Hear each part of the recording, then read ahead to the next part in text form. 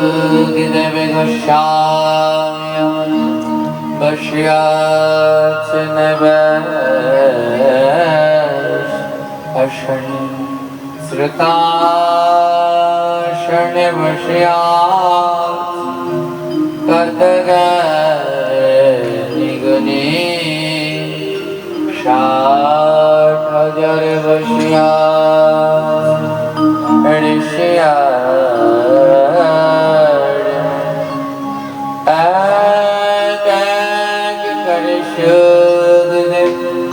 श्लोक करे छे आलोचना जहाँ ते गुज जीव जते को भागवत कथा मृत परम मधु जय जना कर श्रवण शिवरा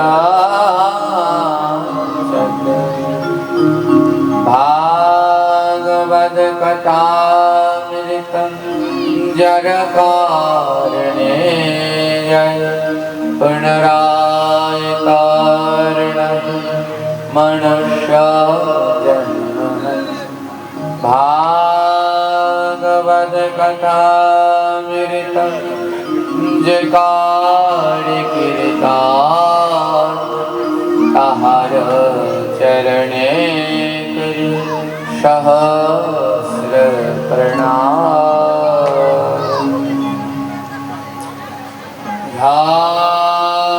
धारमय जाशस्ये नरकास कामायुषजा नाय च पञ्चधाविव जनीवत नेहामुत्र च मोदते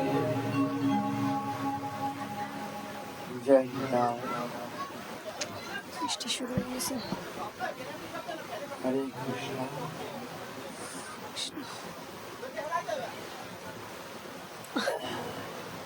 এই শ্লোকে ভগবান কি বললেন ধর্মায় যশার্থায় কামায় সজনায় চ বলে ভগবান এই জগতে বললেন যার অর্থ লাগে না সাধু গুরু বৈষ্ণব গোবিন্দের সেবায় তার অর্থ ভোগ করে চোর বেধি অগ্নি আর রাজায় বলে যে গোবিন্দ সেবার জন্য দেয় না সাধু সেবার জন্য দেয় না গুরু সেবার জন্য দেয় না বলে তুমি ওখানে তো দিলে না ওই 4 জায়গায় দিলে না তাই তোমার অর্থ আবার 4 জনে খাবে কে কে খাবে প্রথমে খাবে চোর চুরি করে নেবে দ্বিতীয়তে খাবে অগ্নি একদিন না একদিন ঘরে দোকানে আগুন লেগে পুড়বে দেখবেন সত্যি আমি অনেক মিলিয়ে দেখেছি হ্যাঁ আর তৃতীয়তে খাবে ব্যাধি হ্যাঁ ওই আমি অনেক দেখেছি কোটি কোটি টাকা কিন্তু শান্তি নেই অসুখ একটার পর একটা লেগেই আছে আবার অনেকে এত দারিদ্র কিন্তু সাধু সেবায় এত মন তাদের কোনো রোগ ব্যাধি নেই ব্যাধি আর একটাকে খায় রাজায় গোবিন্দ সেবায় দিলে না কোনখান থেকে কে কেস মামলা দিয়ে দিল ওই রাজার কোষে টাকা চলে গেল তাই প্রত্যেকেরই উচিত আমাদের উপার্জিত অর্থগুলো একটা অংশ যেন ভক্ত সাধুগুরু বৈষ্ণবের সেবায় লাগে জয় নিতাই আদ্যকার এই ভাগবতীয় অনুষ্ঠান এই দুর্যোগপূর্ণ একটা আবহাওয়া যখন আমি এসেছিলাম তখনই বলছিলাম তারা কিন্তু আসতে আছে হ্যাঁ আমাদের অতীতে প্রচুর বৃষ্টি হচ্ছে আসার সময় দেখলাম এখানেও কারো বিচলিত আমাদের না হয় মন হরি কথায় গোবিন্দের চরণে স্থির রাখবেন মহাপ্রভু একবার পরীক্ষা করেছিলেন। মহাপ্রভু যখন গম্ভীরায় পাঠ করতেন, প্রতিদিন বিকেল বেলায় মহাপ্রভু হরিকথা বলতেন, তো হাজার হাজার ভক্ত আসতেন। তো মহাপ্রভু মনে মনে ভাবলেন, এরা কি সবাই মন থেকে ভালোবেসে হরিকথা শুনতে আসে?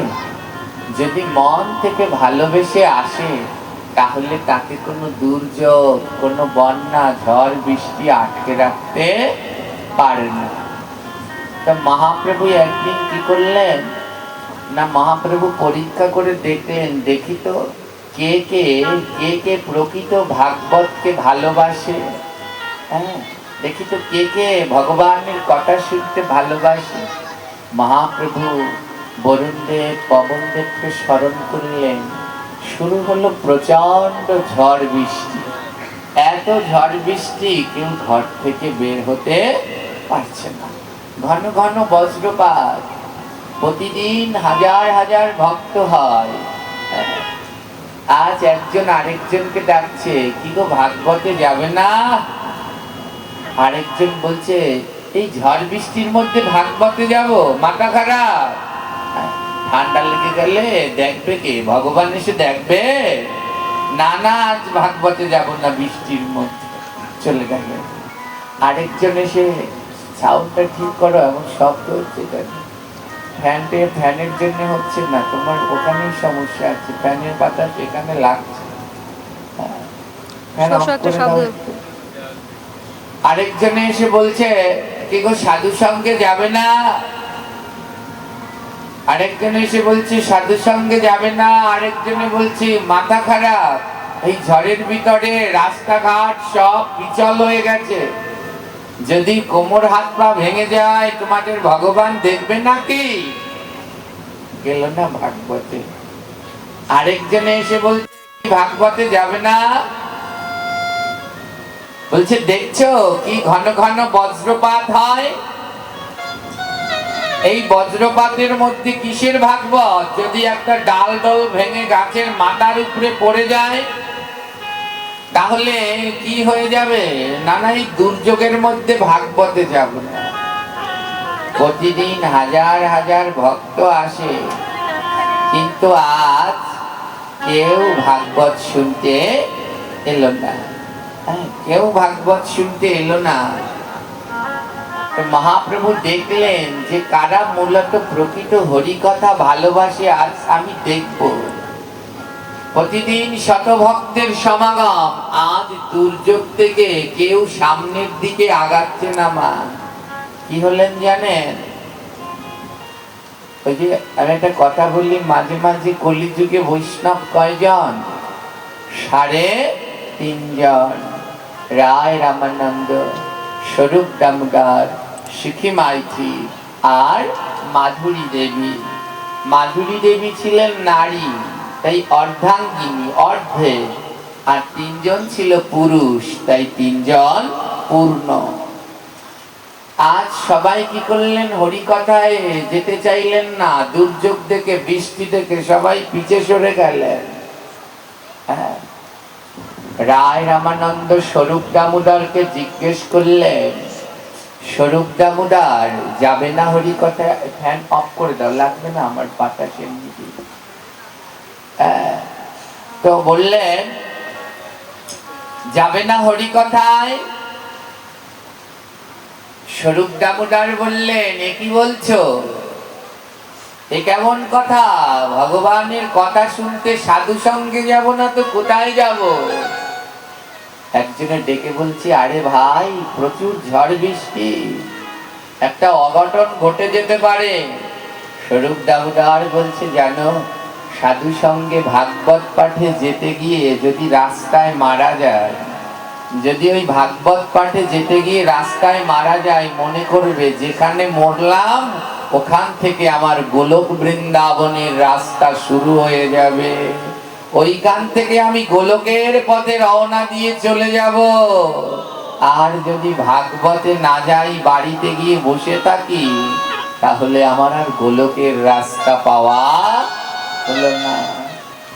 3 জন রওনা দিলেন, রায় রামানন্দ, স্বরূপ দামোদর আর শিখি মাইতি। গম্ভীরার মন্দিরের ভিতরে মহাপ্রভু হরিকথা বলছে। রায় রামানন্দ, স্বরূপ দামোদর, সিকি মাইতি তিনজনে মিলে ওই গম্ভীরার ছোট্ট ঘরের ভিতরে বসে হরিকথা শ্রবণ করছে। এইদিকে ৮০ ঊর্ধ্ব মাধুরী দেবী, তার বৃদ্ধ তিনি, হাতে একটা লাঠি, ওই লাঠিটায় ভর দিয়ে মাধুরী দেবী চললেন। ৮০ ঊর্ধ্ব বয়স, হরিকথা শ্রবণ করতে। সবাই মানা করছে, যেও না যেও না, এই বয়সে পড়ে গেলে কাদা বৃষ্টিতে তোমায় কে দেখবে। মাধুরী দেবী বললেন, যদি আমি পড়ে যাই, যদি আমি পড়ে যাই, তোমরা কেউ আমার হাত ধরে তুলবে না। যদি আমি পড়ে যাই, তোমরা কেউ আমার হাত ধরে তুলবে না। বলে কেন? বলে তোমরা তুললে, তোমরা যদি আমার হাত ধরে তোলো, তাহলে আমার গৌর আর আমার কাছে আসবে না। আর তোমরা যদি আমার হাত ধরে না তোলো, আমার গৌর এসে আমায় হাত ধরে উঠাবেন গো। আমি পড়ে গেলেও যেন হাত ধরে তুলো না। লাঠিতে ভর দিয়ে দিয়ে বৃদ্ধ মাধুরী দেবী গেলেন হরিকথা শুনতে। প্রচুর বৃষ্টি। মহাপ্রভু তো সন্ন্যাসী, তাই তার নারী বদন দর্শন নিষেধ। তাই মাধুরী দেবীর ওই গম্ভীরার ঘরের ভিতরে ঢোকা নিষেধ ছিল। বাইরের উঠানে দাঁড়িয়ে সেই ডালটি ধরে, হাতের লাঠিটি ধরে দাঁড়িয়ে দাঁড়িয়ে প্রাণ ভরে হরিকথা শ্রবণ করছে। মা, সব দিন হরিকথা ভালো লাগে না। যেই দিন অন্তরঙ্গ ভক্ত পাওয়া যায়, সেই দিন হরিকথায় বড় আস্বাদন হয়।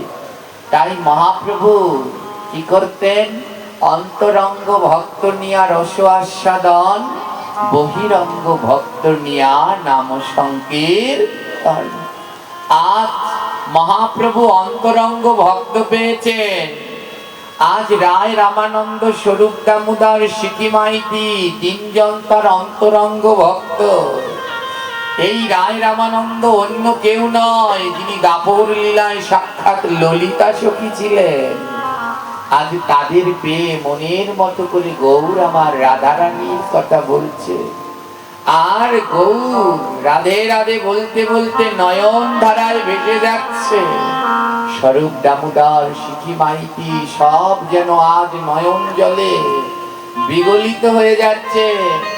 আর আকাশে থেকে বরুণ দেব গৌরের মুখে হরিকথা, তার কাষ্ঠ বৃষ্টি বর্ষণ। আজ গৌরের মুখে, সেই গোবিন্দের মুখে গোবিন্দের কথা শুনে বরুণ দেব যেন আরো অঝোর ধারায় ঝরছে। কারো খেয়াল নেই, বরুণ দেব ঝরছে, মহাপ্রভুর নয়নে জল ঝরছে। রায় রামানন্দ, সিকি মাইতি, স্বরূপ দামোদরের নয়নে জল ঝরছে।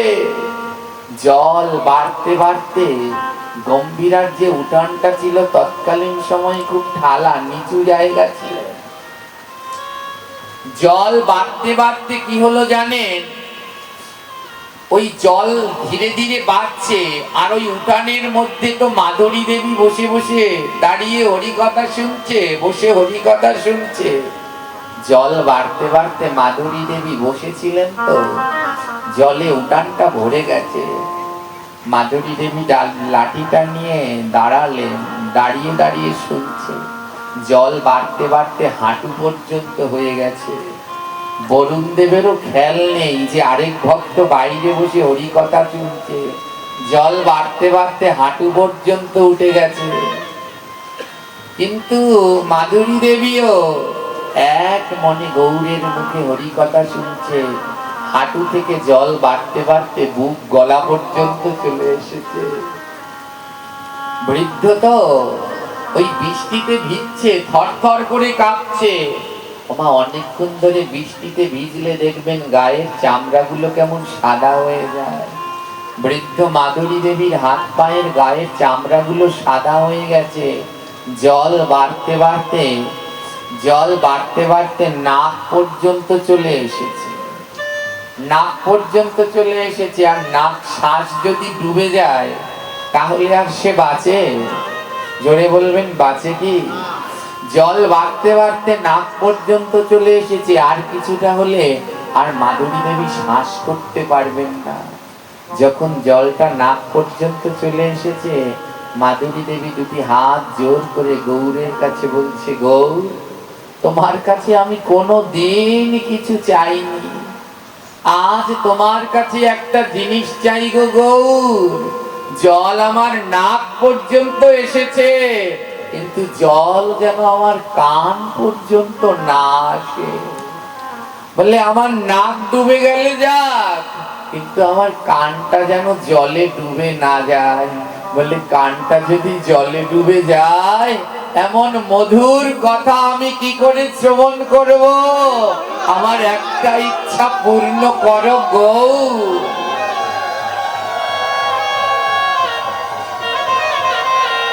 ও গৌর, আমার কানটা যেন জলে ডুবে না যায়, আমার শ্বাস চলে যায়, আমি কানে যেন ওই শেষ নিঃশ্বাস পর্যন্ত তোমার পরম পবিত্র কথা শুনতে পারি। কারো খেয়াল নেই, মাধুরী দেবী ডুবে যাচ্ছেন, জল বাড়তে বাড়তে ডুবে যাচ্ছেন। বলে আমার নাক শ্বাস বন্ধ হয়ে যাক, কিন্তু কানের শক্তি যেন আমার বন্ধ না হয়। শেষ পর্যন্ত যেন এই কর্ণে তোমার নাম শুনতে পাই প্রভু। মহাপ্রভু আর থাকতে পারলেন না, ওই গম্ভীরার ঘরের ভিতরে মহাপ্রভু আর থাকতে পারলেন না। মহাপ্রভু ঝাঁপ দিলেন, ওই জলের মধ্যে ঝাঁপ দিলেন, আর ঝাঁপ দিয়ে যেখানে মাধুরী দেবী হরিকথা শুনছেন, সেইখানে জলের তলায় মহাপ্রভু গিয়ে ওই জায়গাটার মধ্যে গড়াগড়ি দিচ্ছে। আহা, কেমন ভক্ত! বলে নিঃশ্বাস যদি চলে যায় যাক, কিন্তু কানে যেন আমি গৌর কথা শুনতে পাই। সেদিন বরুণ পবন সমস্ত দেবগণ যেন ওই কাদার মধ্যে গড়াগড়ি দিচ্ছে, আর মহাপ্রভু ভক্ত ভক্ত বলে নৃত্য করছে। আর মহাপ্রভুর তালে তালে মাধুরী দেবীও নৃত্য করছে। নৃত্য করতে করতে ওই যে হাতের লাঠিটা কোন সময় ফেলে দিয়েছে চেতনা নেই। এক পর্যায়ে স্বরূপ দামোদর বলছে, মাগো, তুমি যে এতক্ষণ হাতের লাঠিটা ভর করে এখানে দাঁড়িয়েছিলে, তুমি হাতের লাঠি ছেড়ে দিয়েছো, যদি পড়ে যাও কাদার মধ্যে। মাধুরী দেবী বলে, চিন্তা করো না, এতক্ষণ আমার লাঠিটা লেগেছিল কেন জানো? এতক্ষণ আমার পাশে গৌর লাঠি ছিল না, ওই গৌর নামক দণ্ডটা এতক্ষণ আমার পাশে ছিল না, এখন আমার পাশে সাক্ষাৎ গৌর আছে। আর যার পাশে সাক্ষাৎ গৌর থাকে, তার কি আলাদা করে আবার একটা লাঠি ধরতে হয়?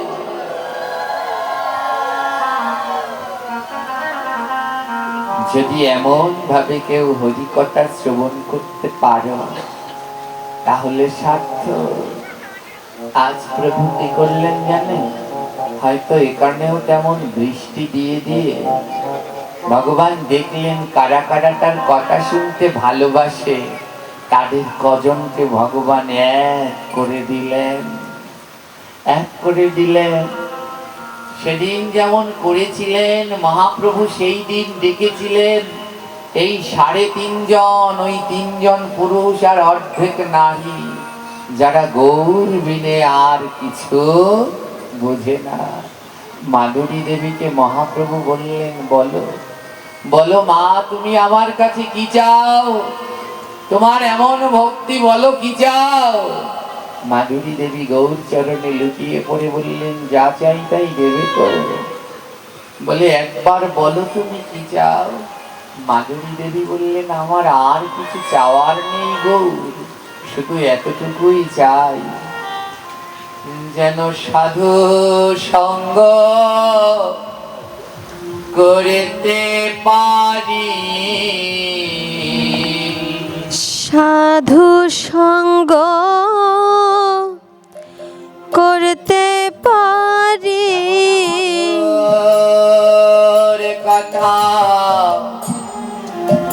শুনতে পারি সাধু সঙ্গ করতে পারি মধুর কথা শুনতে পারি সাধু সঙ্গ করতে পারি আর কিছু চাই না হরি আর কিছু চাই না হরি আর কথা শুনতে পারি আর কিছু চাই না হরি তোমার কথা শুনতে পারি আর কিছু চাই না হরি নয়ন জলে ভাসতে পারি নয়ন জলে ভাসতে পারি আর ভক্তে বক্ষ ধরি যেন নয়ন জলে ভাসতে পারি তোমার ভক্তে বক্ষ ধরি নয়ন জলে ভাসতে পারি আর ভক্তে বক্ষ ধরি যেন নয়ন জলে ভাসতে পারি তোমার ভক্তে বক্ষ ধরি নয়ন জলে ভাসতে পারি সোনা আমার হরি এই বাসনা আমার হরি দিনে যেন সাধু সঙ্গ করে যেতে পারি এই বাসনা আমার হরি শেষের দিনে সাধু সঙ্গ করে যেতে পারি এই বাসনা আমার হরি যেদিন আমার শেষের দিন আসবে সেদিনও যেন আমি সাধু সঙ্গ করে তারপরে দেহ রাখি মা এই কয়দিন যেখানে পাঠ ছিল এই 7 দিন ধরে আমাদের ওই পটুয়াখালীর ওখানে পাঠ জানেন কালকে ওখানে শেষ পাঠ গেছে যখন আসার সময় সে একটা কেমন অবস্থা এই 7 দিনের ভিতরে সবার সাথে এমন ভাবে মিশে গেছে সে একজন বাবাজি প্রতিদিন ওখানে ভাগবত শুনতে আসতো ভাবি তার কি ভাগ্য প্রতিদিন এই 7 দিন সে এসেছে ঝড় বৃষ্টির মধ্যে সে ভাগবত শুনতে এসেছে জানেন কালকেও সে ভাগবত শুনতে এসেছে আর ভাগবত শুনে রাত্রবেলায় যখন গৃহে গিয়েছে তার সহধর্মিনীকে বলছে আমার জন্য খাবার বারো আমি হাত মুখ ধুয়ে আসছি খাবার বেড়েছে কিন্তু ওই খাবার আর খেতে পারেনি হাত মুখ ধুতে গিয়েই কেমন বুকে যন্ত্রণা উঠেছে সবাই মিলে ঘরে এনেছে কৃষ্ণ নাম করতে করতে দেহ রেখেছেন হাত মুখও ধুতে পারেনি ভাগবতের সেই পরানো তিলক তার কপালের মধ্যে রয়েছে। ভাবছি তার কত জন্মের সুকৃতি। আহা, তাই একটু প্রাণ ভরে আশীর্বাদ করবেন যেন এই দেহ সাধু সঙ্গ অন্তে যেতে পারে। যেই দিন গোবিন্দ তুমি নিয়ে যাবে সেই দিনও যেন এই সাধুগুরু বৈষ্ণবের সঙ্গ করতে পারি, তাদের ধুলাকণা যেন আমার অঙ্গে থাকে। কারণ তোমার পার ঘাটাই তো করি দিতে হবে, সেদিন চাইলে তো আর আমি করি দিতে পারবো না।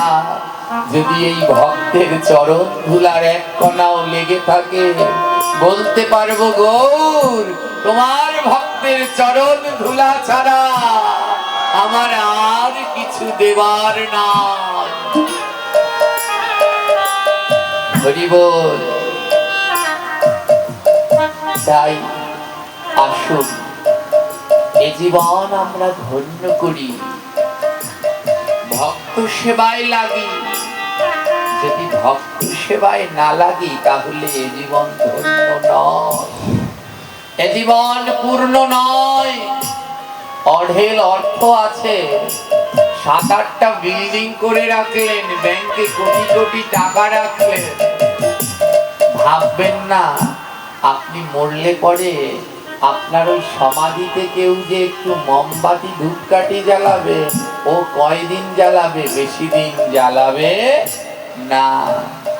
তাই এই জীবন তার ধন্য যে জীবিত থাকতে সাধু সেবা করে যাবে। তাই যত পারেন এই জীবনটাকে সার্থক করুন, ভক্ত সেবা দিয়ে, সাধু সঙ্গ করে, হরি কথার মধ্যে দিয়ে অতিবাহিত করুন। দেখুন আজ আমরা একটি ভক্ত চরিত্র শ্রবণ করি মা। তিনি হলেন, আজ যে ভক্তের কথা শুনবো এ কোনো সাধারণ ভক্ত নয়, এ হলো সাক্ষাৎ জগন্নাথের মাসি। হ্যাঁ, সাক্ষাৎ জগন্নাথের মাসি। নাম জানেন তার? গুন্ডিচা দেবী। প্রতি বছর জগন্নাথ আমার রথে করে যার বাড়িতে যায় সেই গুন্ডিচা দেবী। দেখুন কেমন ভক্ত। মা, এই গুন্ডিচা দেবীর 18টা ছেলে ছিল, একটা দুটো ছেলে নয়, 18টা ছেলে ছিল। দেখুন ভগবানকে ভালোবাসা কাকে বলে। ভগবান বললেন, শোনো, আমি না সাধারণ কোনো বাসায় থাকি না, ভাঙাচুরো বাসায় থাকি না, ভালোবাসা না হলে আমি থাকি না। বলে ভালোবাসা কি? এই বিল্ডিং, অট্টালিকা, রাজপ্রাসাদ, এটা ভালোবাসা? এটা ভালোবাসা নয় গো। যে ভগবানকে ভালোবাসে তার দেহটাই ভালোবাসা। যে ভগবানকে ভালোবাসে ভগবান তার দেহের মধ্যেই বাস করে, অন্য কোথাও ভগবান যায় না, যায় না। নিত্যানন্দ প্রভুকে একবার বলছেন একজন, আর সবাই কেমন শ্বেত বসন পরে, আর নিতাই তুমি এমন নীল বসন পরো। পায়ে 3 প্রকারের নূপুর পরতেন নিত্যানন্দ প্রভু, বাঘ, মল, সোনার নূপুর, হাতে বালা, গলায় হার, কত কি সাজতেন নিত্যানন্দ প্রভু। একজনে বলছে, তুমি এমন ভাবে সাজো কেন? তুমি কেমন গৌর ভালোবাসো? নিত্যানন্দ প্রভু বলছে, নগো, আমার দেহের মধ্যেই তো গৌর, তাই আমার মনে হয় এই দেহ সাজলেই আমার গৌর সেজে যায়। গুন্ডিচা দেবী তিনি কেমন জগন্নাথকে ভালোবাসতো দেখুন। তার 18টা ছেলে ছিল। বলে আমি মরে যাওয়ার পরে যদি এই পুরী জগন্নাথ মন্দির আবার কেউ 18 সন্তান মিলে ভাগাভাগি করে, তাই বললেন না, এমনটি যেন না হয়। নিজের হাতে 18টা ছেলেকে গুন্ডিচা দেবী বলি দিয়েছিলেন। 18টা সন্তান বলি দিয়েছেন।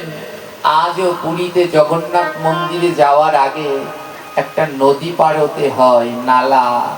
ওই জায়গাটার নাম হলো 18 নালা, আজও আছে মা। ওই 18টা ছেলের মনের ভিতরে ভক্তি ছিল না, ভক্তির অভাব ছিল। গুন্ডিচা দেবী অনুধাবন করলেন, যদি আমার মৃত্যু দেহ অন্তে যদি এরা এই মন্দির নিয়ে ভাগাভাগি করে, তাই 18টা ছেলেকে বলি দিলেন। আর 18টা ছেলের রক্ত নালার মতো বইতে লাগলেন, 18টা নালা হয়ে গেলেন। গুন্ডিচা দেবীকে এই ভক্তি দেখে সাক্ষাৎ জগন্নাথ গুন্ডিচা দেবীর কাছে বললেন, মাসি তুমি আমার কাছে বর চাও, তুমি যা চাইবে আমি তোমায় তাই দেব। রাজা ইন্দ্রদম্ন পাশ থেকে বললেন, দেখো একটা কৃষ্ণ ভক্ত সন্তান চেয়ে নাও। ও 18 জনের ভিতরে তো ভক্তি ছিল না, একটা কৃষ্ণ ভক্ত সন্তান চেয়ে নাও। গুন্ডিচা দেবী কথা বলছেন না, জগন্নাথ বলছে, চাও ভক্ত, তুমি যা চাইবে তাই দেব। বলো তোমার কি কৃষ্ণ ভক্ত সন্তান চাই? গুন্ডিচা দেবী বললেন, হে জগন্নাথ, এই জন্মে তো যেন চাই না, আরো যদি আমায় জন্ম দাও, প্রত্যেক জন্মে আমায় বন্ধা করে পাঠিয়ে দিও, কোন জন্মে আমায় সন্তান দিও না। বলে এ কি চাইলে? বলে ওই সন্তান পেলে যদি আমি তোমার সেবা ভুলে যাই, আমার সন্তান চাই না, প্রত্যেক জন্মে তুমি আমার সন্তান থেকো প্রভু। কি ভক্তি দেখেছেন? 18টা ছেলেকে বলি দেওয়ার পরে বললেন, এরা উদ্ধার হবে কিসে? বলে এ জগতে কারো মনের ভিতরে যদি ময়লা থাকে, ওই ময়লা দূর হয় শুধুমাত্র ভক্তের চরণ ধুলিতে। এই আমাদের মাতাজি একটা ভজন গায়, লাইনগুলো মনে নেই কিন্তু খুব সুন্দর লাগে। একটা লাইন আছে, সাবান দিলে এ ময়লা যায় না। এই দেহের মধ্যে যে ময়লা, এ সাবান দিয়ে ধুলে যায় না। গুন্ডিচা দেবী 18টা ছেলেকে উদ্ধার করার জন্য কি করলেন জানেন? ওই 18 নালার উপরে একটা সেতু নির্মাণ করলেন, সেতু, একটা ব্রিজ নির্মাণ করে দিলেন। কেন জানেন? বলে পুরীতে যত কৃষ্ণ ভক্ত আসবে এই সেতুটার উপর দিয়ে হেঁটে যাবে, আর ওই কৃষ্ণ ভক্তের চরণের ধুলা আমার 18 সন্তানের গায়ে উড়ে পড়বে। আর যখন ওই 18 সন্তানের গায়ে এই গৌর ভক্তের ধুলা লাগবে, ওরা নিতাই গৌর হয়ে বলে, গৌর তোমার হয়ে যাবে। এই হলেন জগন্নাথের মাসি। এই জগন্নাথের মাসি, এর 1000 বিঘা সম্পত্তি ছিল, তার বাবার বাড়ির সম্পদ 1000 বিঘা সম্পদ ছিল। গুন্ডিচা দেবী মনে মনে ভাবলেন, আমার এত জায়গা, আরো অনেক জায়গা, তার জায়গার অন্তর নেই, 1000 বিঘা জায়গা। তো গুন্ডিচা দেবী বললেন, আমি একটা কাজ করি, আমার এত জায়গা রয়েছে, আমি মৃত্যুর পরে আমার এই জায়গাগুলো দিয়ে কি হবে? ভাবুন একবার, কত অর্থ রয়েছে, অর্থ দিয়ে মৃত্যুর পরে কি হবে? গুন্ডিচা দেবী তাই ভেবেছিলেন, বললে আমি মৃত্যুর পরে কে ভোগ করবে, কে মারামারি করবে এ নিয়ে, তার থেকে আমি একটা কাজ করি। তার যে জায়গা ছিল বাবার বাড়ির সম্পদ, তার থেকে 1000 বিঘা জায়গা গুন্ডিচা দেবী বিক্রি করে দিলেন। বিক্রি করে তা দিয়ে জগন্নাথের জন্য গয়না গড়ালেন। হ্যাঁ, বললেন এই জগন্নাথের জন্য আমি গয়না গড়িয়ে রেখে যাই, যতদিন আমার জগন্নাথ থাকবে এই গয়নাগুলো আমার জগন্নাথ পরবে। দেখেছেন ভক্তদের চিন্তা? আর আমরা যত পারি ব্যাংকের ভিতরে জমা করি, ভগবানের জন্য কিছু করবার আমাদের মন নেই, মন নেই। তাই গুন্ডিচা দেবী তার 1000 বিঘা জায়গা বিক্রি করে জগন্নাথের জন্য সোনা দিয়ে গয়না গড়ালেন। জগন্নাথের 80 মণ সোনার গয়না আছে। যেদিন জগন্নাথ সাজেন 80 মণ সোনার গয়না দিয়ে, তার এই বড় বড় পা আছে, এমনি তার পা নেই, কিন্তু সোনা দিয়ে তার পা বানিয়ে দিয়েছে। তার বিশাল বিশাল সোনার চূড়া, এক একটা জগন্নাথের রথের পরে, উল্টো রথের পরে স্বর্ণবেশ হয়। ওটা যদি কেউ দেখেন তাহলে বুঝবেন কি সোনা জগন্নাথের রয়েছে। তো গুন্ডিচা দেবী জগন্নাথের জন্য বিভিন্ন ধরনের অলংকার বানালেন। হ্যাঁ, মাথার চূড়া বানালেন, হাতে বালা বানালেন, পায়ে নুপুর বানালেন, কোমরের বিছা বানালেন। তো পা তো আর নেই, তার জন্য সোনা দিয়ে দুটো বড় বড় পাও বানিয়ে দিয়েছেন। তার জন্য সেই পায়ে যেন নুপুর পড়তে পারে, নুপুর বানালেন। হ্যাঁ, কত অলংকার, কোনো অলংকারের শেষ নেই। হাতের জন্য, আঙ্গুলের জন্য আংটি বানালেন।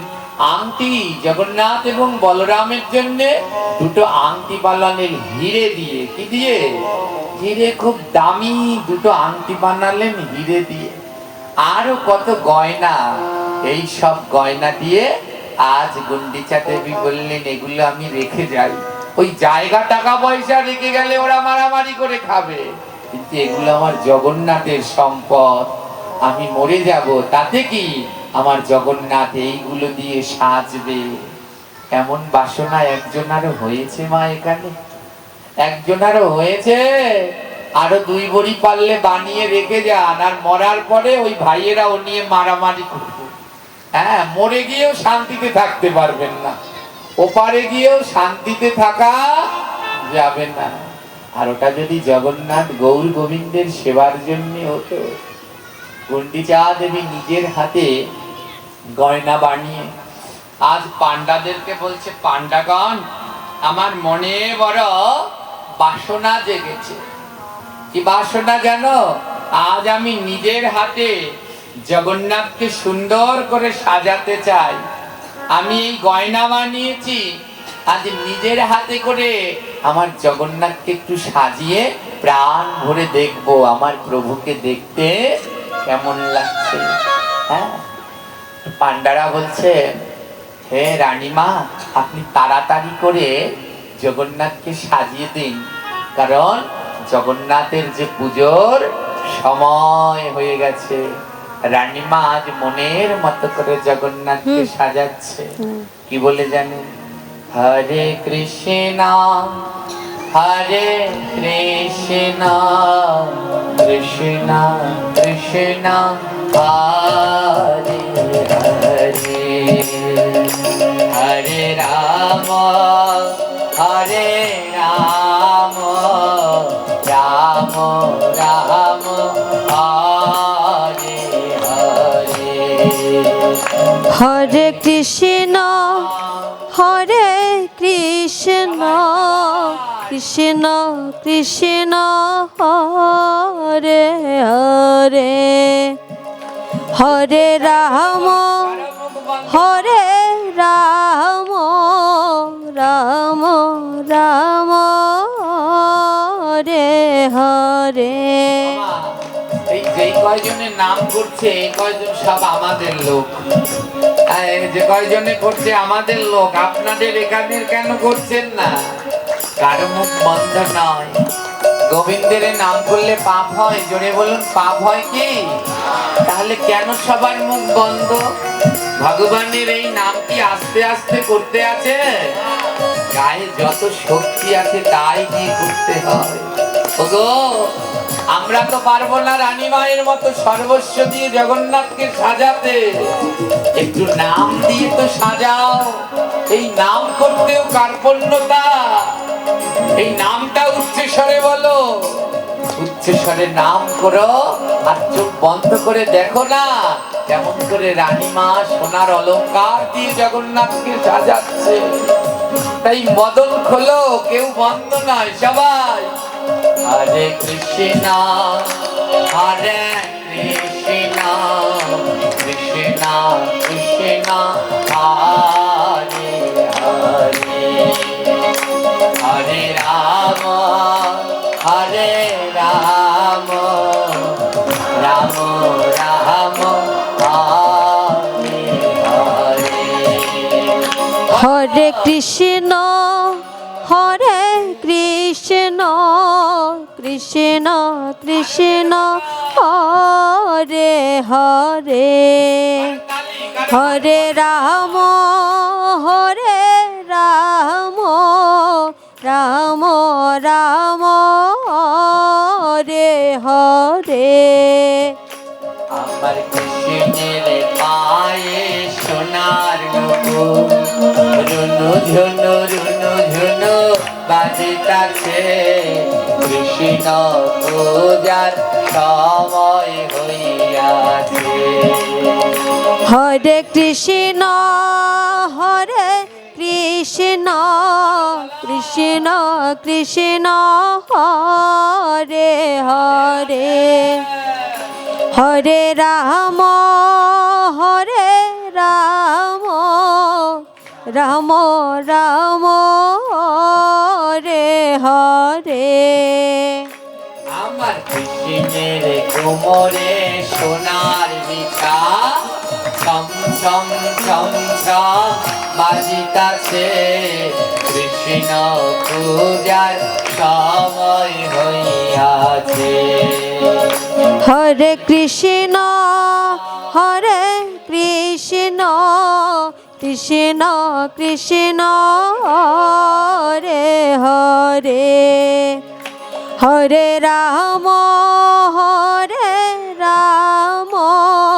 রাম রাম হরে হরে আমার কৃষ্ণের গহলে বনমালা হেলিয়া দুলিয়া দুলতাছে কৃষ্ণ পূজার সময় হইয়াছে হরে কৃষ্ণ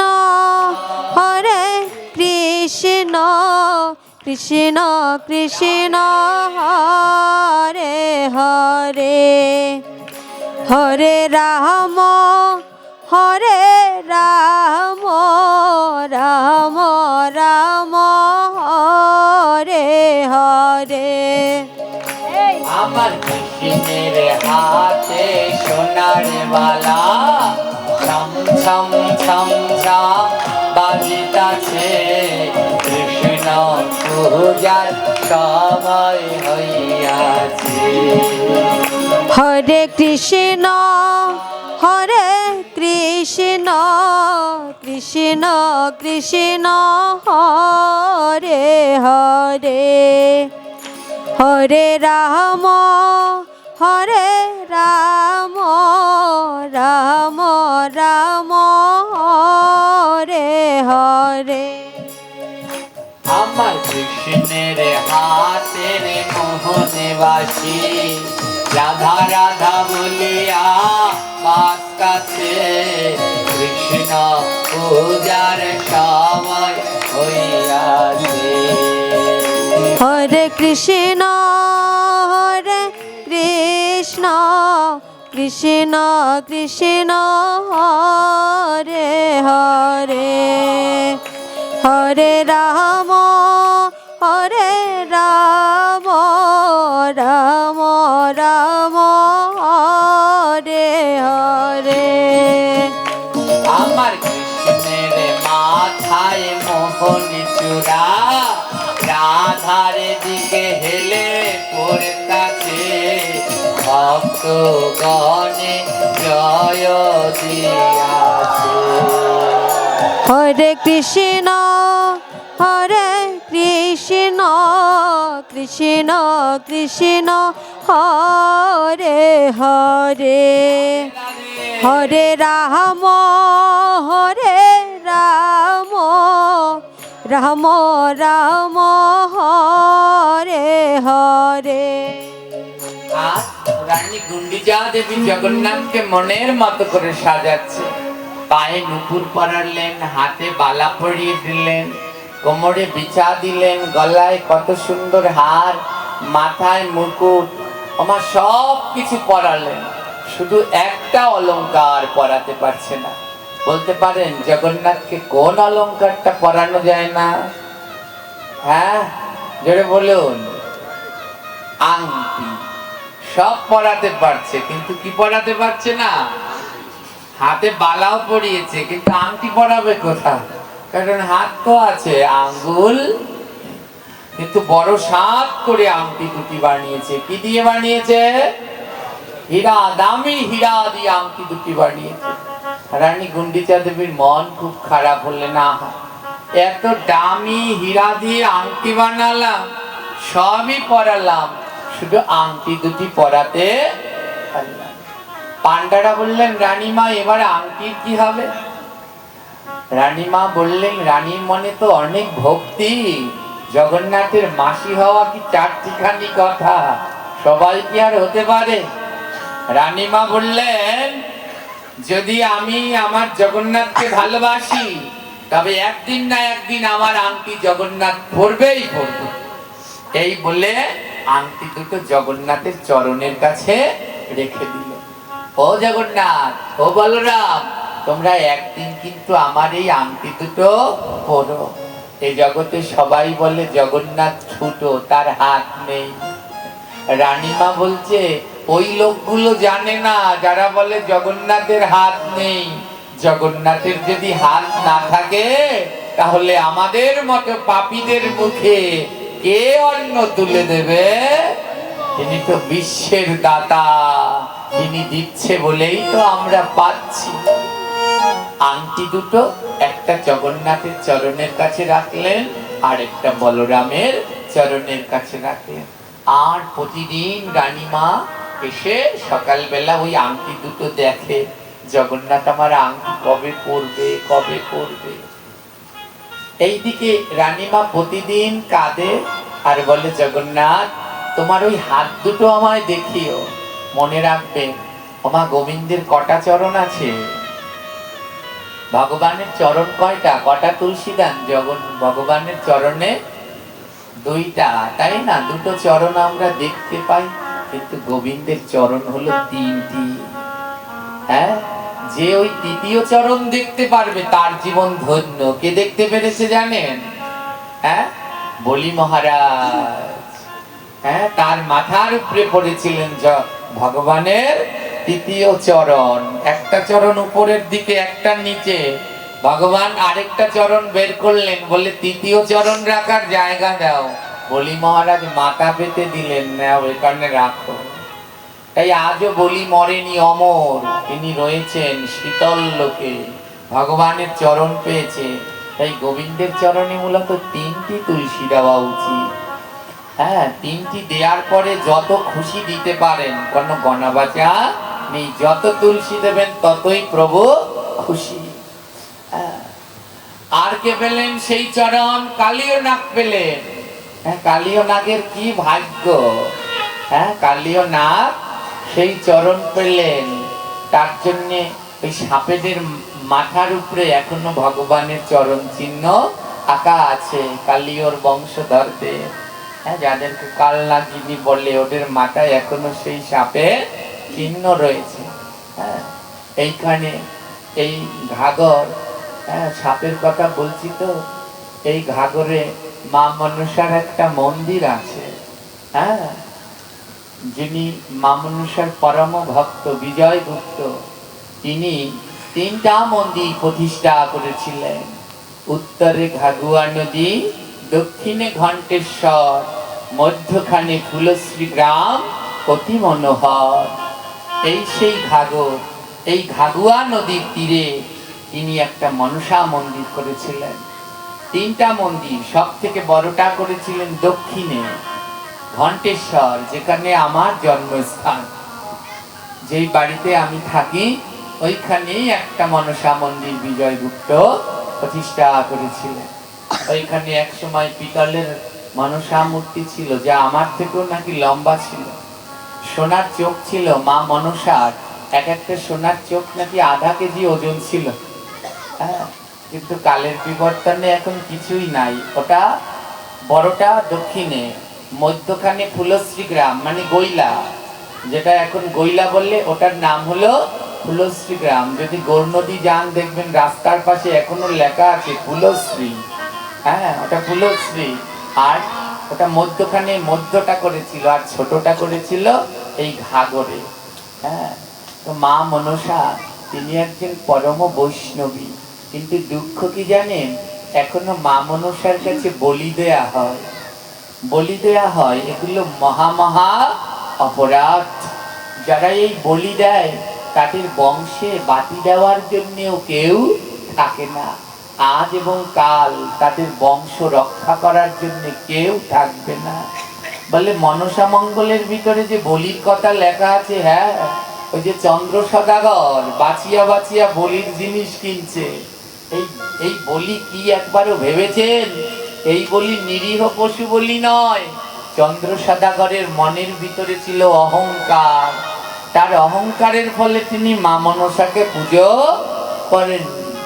হ্যাঁ, বলে মায়ের কাছে ওই ছাগলটাকে বলি নয়, মায়ের কাছে রাজহাঁস বলি নয়। হ্যাঁ, হাঁসেদের মনে হিংসা বেশি, বলে রাজহাঁস নয়, তোমার মনের হিংসাকে বলি দাও।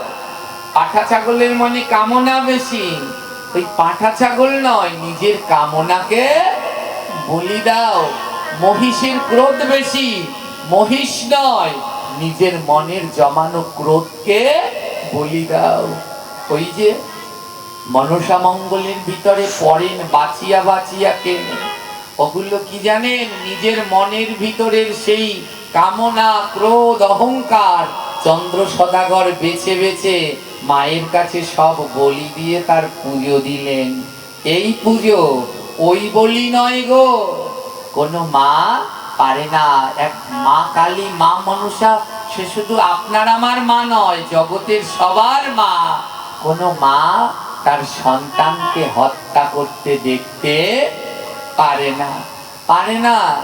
ওই যে এর আগে কোথায় যেন পাঠ করলাম, সেখানে বলির কথা বলেছি, কোন ইউটিউব চ্যানেলে যেন ছেড়েছে, তো ওইখানে আমারই এত গালাগালি করেছে কমেন্টে।